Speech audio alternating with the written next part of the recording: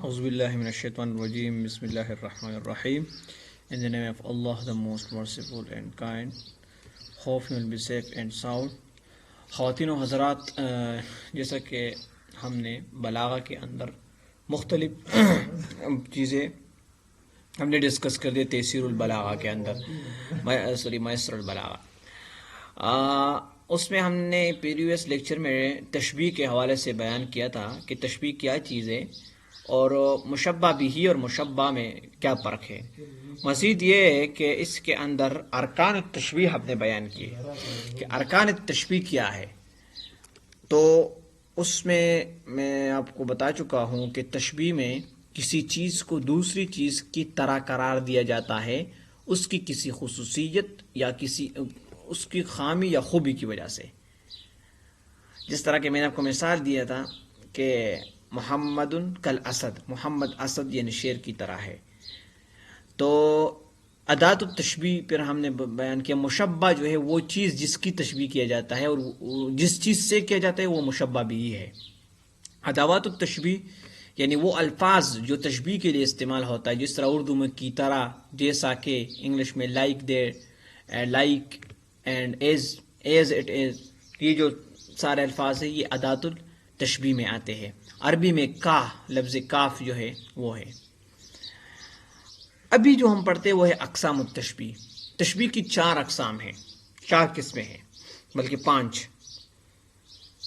پہلے وہ جس کے اندر، یہ قاعدے کے اندر میں آپ کو نکالنا یہ نیچے نیچے نیچے نیچے نیچے نیچے، اچھا یہ ہے تشبیہ مرسل، تشبیہ ما ذکرت فیہ الادات، یہ وہ تشبیہ ہے جس کے اندر ادات موجود ہو، ادات تشبیہ یعنی کاف، لفظ کاف یا مثل کا مثل یا مثل، یہ لفظ موجود ہو۔ اسد مثل محمد مثل اسد، محمد شیر کی طرح ہے، یہ اس کے اندر موجود ہے، اس کو کہتے ہیں تشبیہ مرسل۔ جس کے اندر موجود نہ ہو اس کو کہتے ہیں مؤکد، جس طرح محمد اسد، محمد شیر ہے، تو یہ ما حذفت به الادات، اس میں ادات کو حذف کیا گیا ہے۔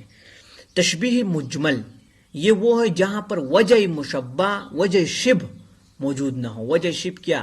مثلا محمد شیر کی طرح ہے، کس چیز میں؟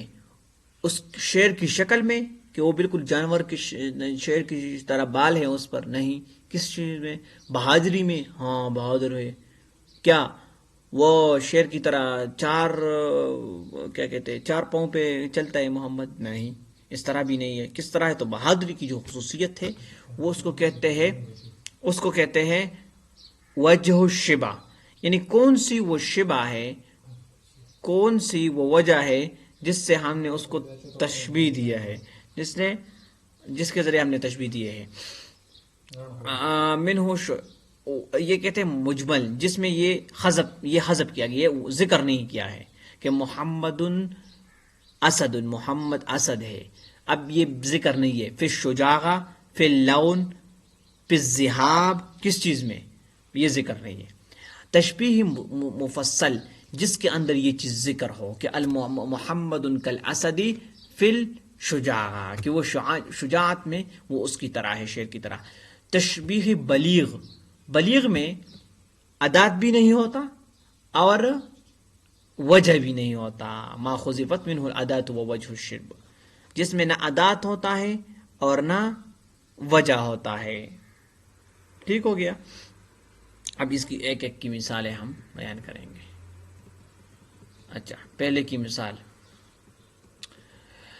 شعر کہتا ہے انا کالماء ان رضیت صفاء، کہتا ہے کہ میں جب خوش ہوتا ہوں تو بالکل میں پانی کی طرح ہوتا ہوں۔ شاعر کہتا ہے کہ میں جب خوش ہوتا ہوں، اب اس کے بیت میں پڑھنا، یشبہ الشاعر، شاعر اپنے آپ کو تشبیہ دیتا ہے نفسہ، اپنے آپ کو، فی حال رضائہ، اپنی رضا کی حالت میں، خوشی کی حالت میں، بالماء، ماء پانی سے، صافین جو کہ بالکل صاف ہوتی ہے، ہادین صاف، ہادی فیور، اس سے۔ ہاں، اور جب وہ دوسری کنڈیشن پہ اپنی مثال لیتے، وَإِذَا مَا سَخَطْتُ كُنْتُ لَهِبًا، اور جب میں غصہ ہوتا ہوں تو کیا ہوتا ہوں؟ نار، آگ کی طرح بگولا ہوتا ہوں، پھر میں جب غصہ ہوتا ہوں تو پھر میں آگ ہوتا ہوں. فَهُوَ محبوب مخوف. محبوب مخوف کیا چیز ہے؟ جو چیز ہمیں پسند بھی ہو اور ہمیں اس سے ڈر بھی لگ رہا، اس کو کہتے ہیں محبوب مخوف. یعنی شاعر خود کو کس چیز سے تشبیہ دیتا ہے؟ پانی سے. حالت الرضا میں اگر وہ خوش ہے تو کل مائی، تو یہ کاف ذکر ہو گیا. تو یہ پہلی جو کنڈیشن تھی مرسل، مرسل آ گیا نا. میں نے کیا بتایا تھا کہ جہاں پر کاف ذکر ہو. ان رضیت صفاء، اب لفظ صفا یعنی وہ کس چیز میں پانی کی طرح ہے؟ اپنے اندر کی صفائی میں، کہ وہ بالکل صاف ہوں میں جب میں خوش ہوتا ہوں. لیکن جب میں غصہ ہوتا ہوں تو پھر میں نار کی طرح، آگ کی طرح بگولا ہو جاتا ہوں، آگ بگولا. تو یہ انہوں نے صفت ظاہر کی ہے. وجہ شبہ بھی بیان کی کہ میں پانی کی طرح کیوں ہوں. جس طرح پانی صاف ہوتی ہے میں اس طرح ہوتا ہوں، جس طرح آگ جو ہے وہ گرم ہوتا ہے میں اس طرح گرم ہوتا ہوں. وجہ شبہ موجود ہے تو یہ مفصل ہے. تو اب یہ کون سی تشبیہ ہو گئی؟ پہلے نمبر مرسل مفصل. ایک تو اس میں عدد بھی موجود ہے، ایک اس میں وجہ شبہ بھی موجود ہے. دوسری مثال دیکھو، سرنا فی اللیل بہیم کأنہ البحر ظلام و ارحاب. اچھا اس کی مثال نیچے دیکھو. اور پھر مثال ثانی، شبہ اللیل بالبحر. اس مثال میں رات کو بحر سے تشبیہ دی گئی ہے. فی ظلمتی ہی، کس چیز میں؟ ظلمت میں. یعنی اس کی جو اندھیرا ہے اس کو کس چیز میں تشبیہ دی گئی ہے؟ یعنی رات اور سمندر دونوں ایک ہی طرح اس کے اندر اندھیرا چھپا ہوا ہے. تو دیکھو، سرنا فی اللیل بہیم کأنہ البحر، یہ لیل کا لفظ کاف آیا ہے تو یہ مرسل ہو گیا. بظلام و ارحابا، ظلام اور ارحاب یہ کیا ہے؟ یہ بھی ذکر ہوا ہے. ظلامن اندھیرے کو کہتے ہیں، ارحاب بھی اندھیرے کو کہتے ہیں. اور بہیم جو ہے وہ اسود یعنی بلیک کو کہتے ہیں. کہ ہم رات کے وقت چل رہے تھے بہیم اندھیرگی میں، کأنہ البحر، جیسا کہ یہ کوئی سمندر ہے، ظلام و ارحابا، اور اس کے اندر اندھیرا اور رات ہے، اندھیری رات کی طرح وہ چھپا ہوا ہے. تو یہ بحر اور لیل یہ دونوں اندھیرا ہوتے ہیں. تو یہ اندھیرگی اس کی وجہ شبہ ہے. اور یہ اس میں کاف بھی ہے، لفظ کاف جو کہ ادات الشبہ ہے. تو یہ مرسل بھی ہے اور یہ مفصل بھی ہے. اچھا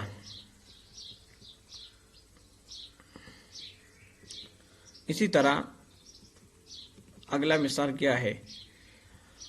فَكَأَنَّ لِذَّةُ الصَّوْتِهِ وَدَبِيبَهَا سِنَّةُ تَمْشِي فِي مَبَاصِ النَّوْشِ الْجَوَّادُ فِي السُّرْعَةِ بَرْقٌ خَاطِفٌ.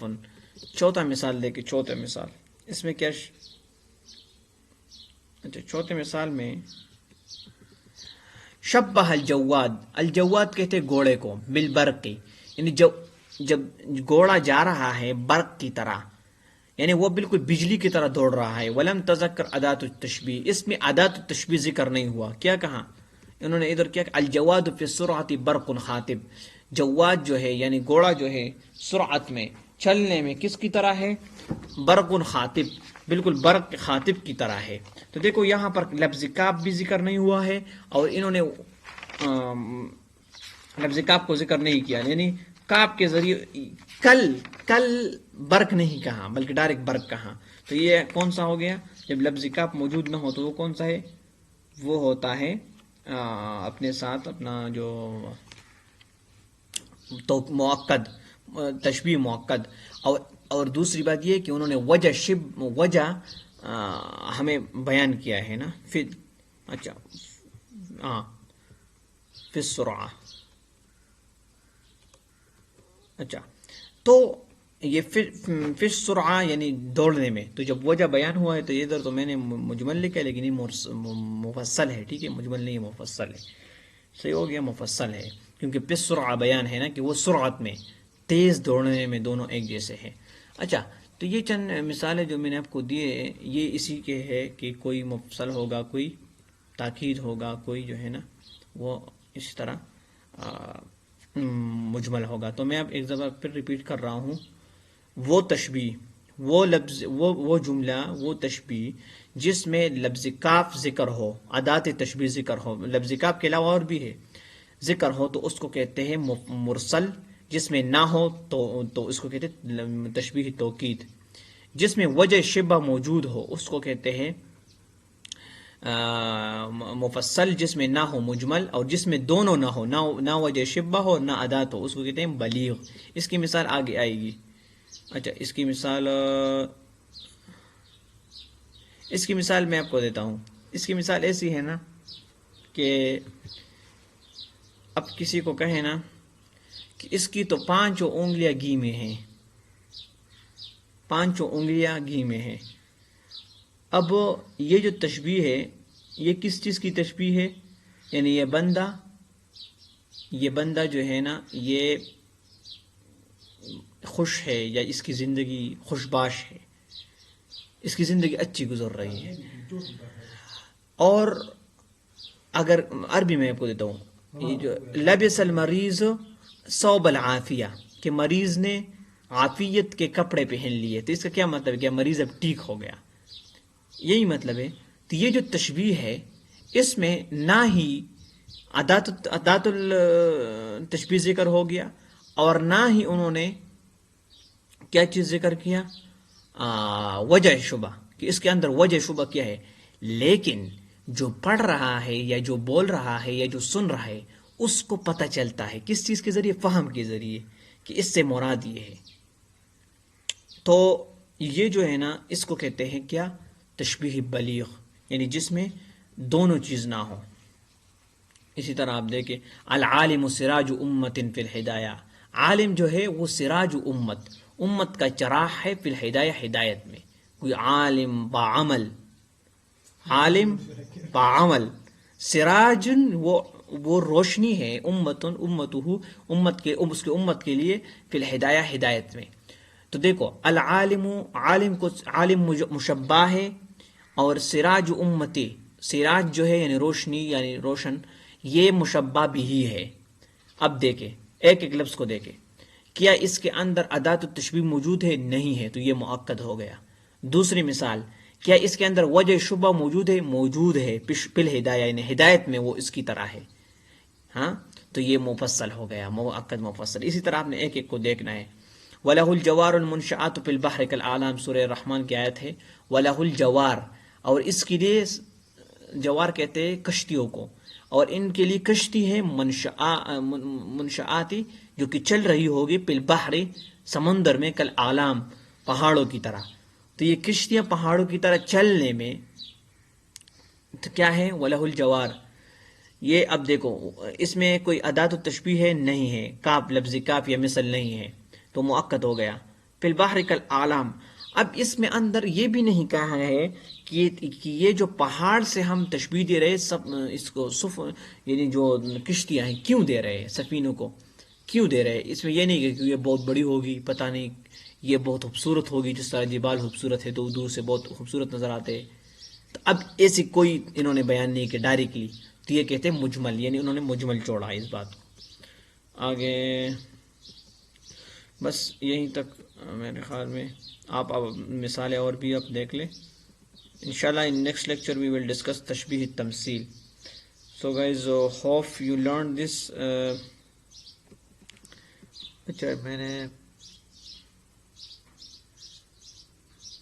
اچھا ایک بات میں آپ کو بتاؤں، یہ کتاب والوں نے ایک اور چیز ڈسکس کیا ہے. کس چیز میں؟ تشبیہ جو ہم نے لاسٹ میں ذکر کیا کیا ہے کہ ما ذکر بہ المشبہ، جس میں مشبہ کو ڈائریکٹ مشبہ کو مشبہ بھی کے ساتھ قرار دیتے ہیں. کس چیز میں؟ محمد کالاسد، محمد اسد، محمد شیر ہے. کاپ لفظ کاپ سے کرنا ہو یا عادات سے کرنا ہو، تو اس میں مقصد یہ ہوتا ہے کہ وہ بالکل بعینی ہی مشبہ اور مشبہ بھی میں کوئی فرق نہیں ظاہر کرتا ہے.